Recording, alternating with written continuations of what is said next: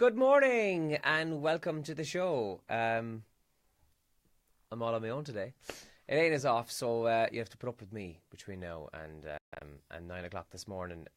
Weather-wise today, it's very, very wet out. We're expecting further heavy, persistent showers across most parts of the county, both this morning and into the afternoon. And I was just checking Met here, and they actually say that they have no final part for it. It's just going to keep going. And top temperatures of about 11 to 13 degrees. So very wet out. So if you're watching this and then you go driving later, just be careful and take it handy on the roads, all right?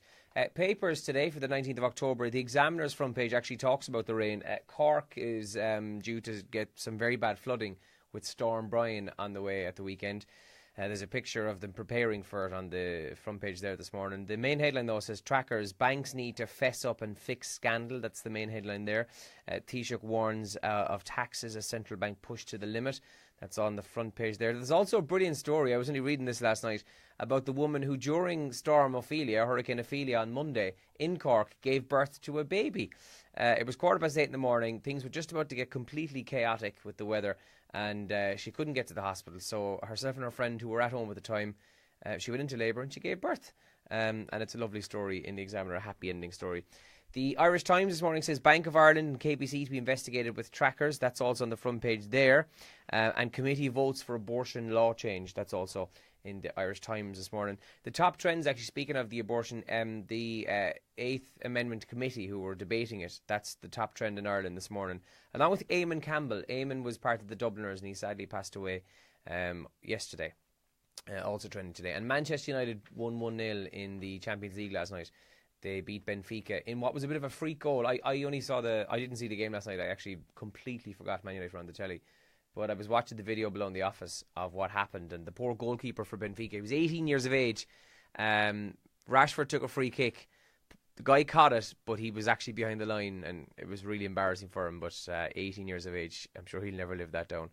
But anyway, that's one of the other trends this morning.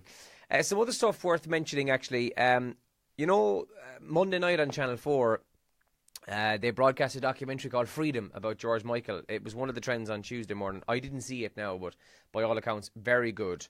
People were loving it. Well, after that documentary, Wham's Last Christmas, yeah, I know it's the 19th of October, is the bookies' favourite to be Christmas #1. I'm not sure will it actually happen or not. I mean, we are still essentially 2 months out from Christmas, over 2 months. But that's what they're saying. They're tipping it to be the Christmas #1 after people watch that documentary on Monday night. And here's something interesting. I wonder, is anybody watching this now, has this happened before? It says 1 in 5 people have fallen out with their partner because of something that the partner did in a dream. Now, it doesn't go into specifics, but I'm just wondering, has anybody who's watching this thought to themselves, yeah, he did that to me in the dream, or she did that to me in the dream, and then you actually got thick with them over it. But apparently 1 in 5 people do actually get a bit thick over it. On the show today, seeing as I'm on my own, we're going to play whatever we want, lads. I'm going to play I'm going to play Avicii and Rita Ora. We're going to play that a little bit later on in the show. We'll do our Wheel of Anything. We'll spin that as well. And we've got details on the Halloween Ghost Story competition because Monday is the deadline. So that's coming up on the show. We have 2 family passes for Beauty and the Beast Panto. Here's how this is going to work. If you're watching this now, and it's still between the hours of 7 and 9 a.m. and I'm still on air, if you send a voice message on the WhatsApp doing this,